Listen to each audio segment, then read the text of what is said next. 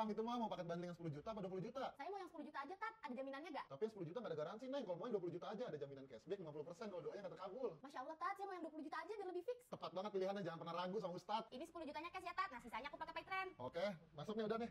Ini akhirnya bawa pulang, nanti Ustadz doain ya. Pokoknya semua sunat full album. Ya ampun, makasih, Tat. Makasih, Tat. Bukan murid, maaf ya. Makasih, Ya. Tat. Assalamualaikum Pak Ustadz, di depan masih ada 2 orang lagi, mau dimanain? Suruh pulang aja, kita tembus target. Kalau masih mau suruh order di online aja. Siap Tat, saya bilangin dulu.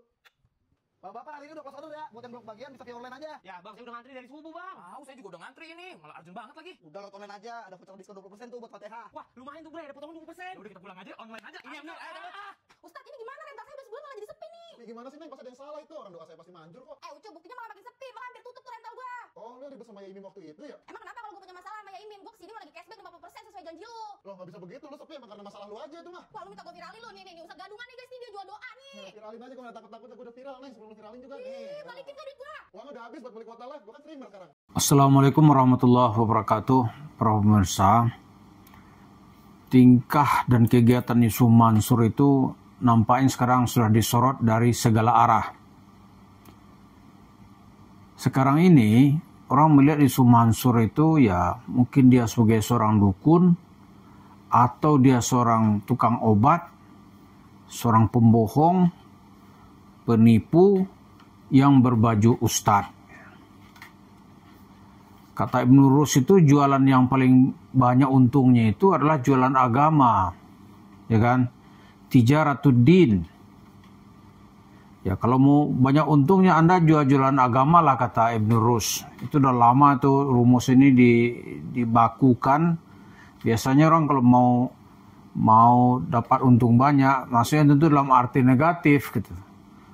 Maka nipu-nipunya itu biar polisinya itu enak, ya pakailah nama-nama Tuhan. Gitu.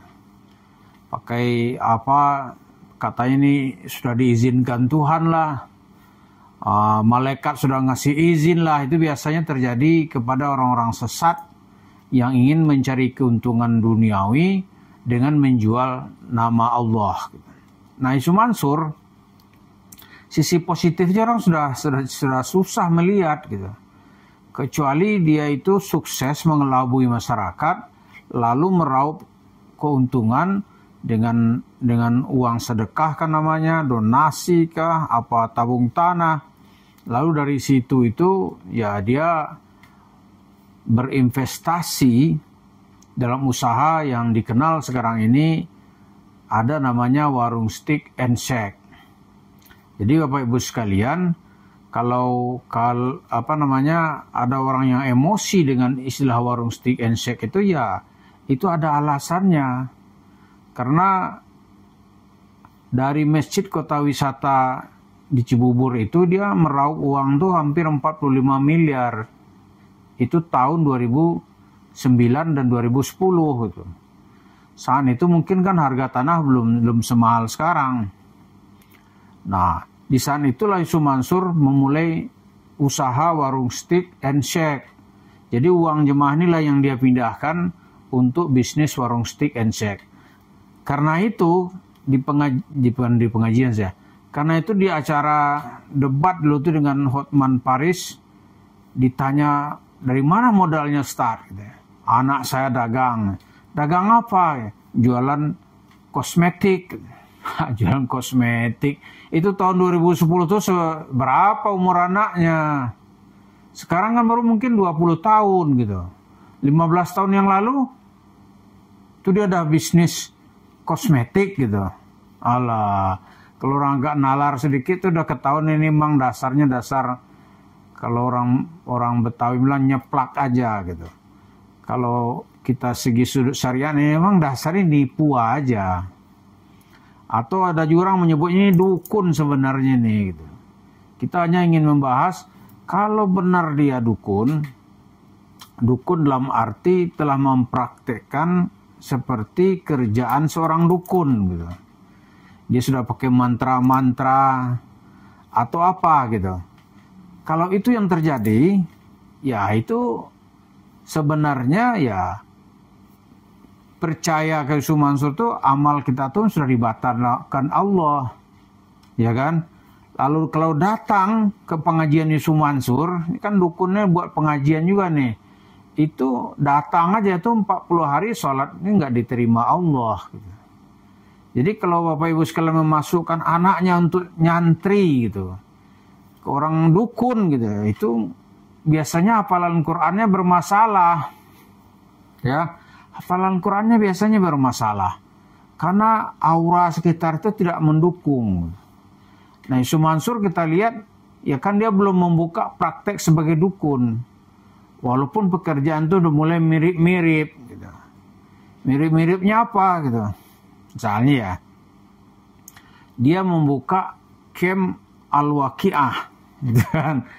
Itu kita mentadaburi surat Al-Waqi'ah. Kalau ditadaburi surat Al-Waqi'ah itu nanti akan terjadi percepatan doa. Hajatnya dibantu, kata Yusuf Mansur. Ya, tentu saja orang melihat, loh hajatmu aja nggak bisa kamu bantu gitu. Mau hajat orang lain lah kan sesuatu yang nggak mungkin. Kata Yusuf Mansur, saya bisa membuka pintu-pintu langit. Ah, itu bohong aja itu. Kayak apa pintu langit? Ya kan? Itu bohong gitu. Karena sebagai seorang Islam, kalau orang itu yakin ya, sebenarnya kan berdoa sendiri. Kemudian Allah itu kan akan menjawab juga langsung gitu. Tidak perlu pentera-pentera orang. Ya kan?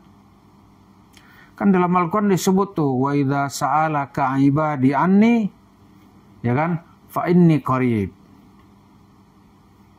Ya kan, kalau hambaku bertanya tentang aku, wahai Muhammad, katakan aku ini dekat. Ya kan? Ujibu da'watad da'i idza da'ani. Aku penuhi doa atau seruan apabila orang-orang itu berdoa kepada aku. Jadi nggak perlu gitu doa berbayar gitu. Karena masing-masing orang tuh sudah tahu. Allah itu pun tahu ke siapa dia harus membalas.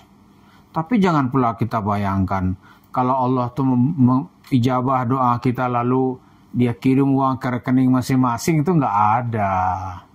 Itu mah cerita Yusuf Mansur di camp Al-Waqi'ah itu. Nggak mungkin lah Allah akan mengirim uang tuh langsung ngisi rekening kita gitu. Ya kan? Kalau itu terjadi malah aneh gitu. Dan itu nggak mungkin terjadi. Allah tuh mengabulkan doa orang itu. Misalnya meminta rezeki yang banyak. Itu ada wasilahnya. Misalnya ya, peluang usahanya banyak dia dapat. Proyek-proyek dia menangkan. Misalnya gitu. Itu adalah wasilah untuk mendapatkan tambahan rezeki. Nah, jadi itu yang dilihat orang sekarang Yusuf Mansur tuh perbuatannya udah seperti perbuatan dukun. Tapi kita belum menemukan bukti bahwa dia praktek kedukunan, ya kan? Misalnya pakai mantra-mantra, berbaju hitam gitu. Lalu dipublikasikan, kita belum mendengar. Tapi yang didengarkan kan orang sekarang udah nalarnya bagus ya. Nggak mungkin, nggak mudah sekarang ini nipu-nipu masyarakat itu. Karena dia cepat gitu. Transformasi komunikasi sana ini kan cepat. Info apa yang nggak bisa kita dapatkan sekarang ini? Semuanya dapat gitu. Jadi Yusuf Mansur, kalau dia mau jadi dukun, oh pasti orang udah teriak duluan. Tapi sekarang ini karena masih sepertinya gitu. Tapi kan belum. Kadang-kadang identik, cuma kan tidak gitu. Identik dengan perdukunan, dengan janji-janjinya, ya orang menilai itu saja orang udah menilai palsu itu, bohong gitu. Nggak ada orang percaya. Tapi nanti kalau udah naik dia ke tingkat dukun, di saat itu sholat kita yang percaya kepada cerita Yusuf Mansur, sholat kita mungkin tidak diterima Allah. Gitu.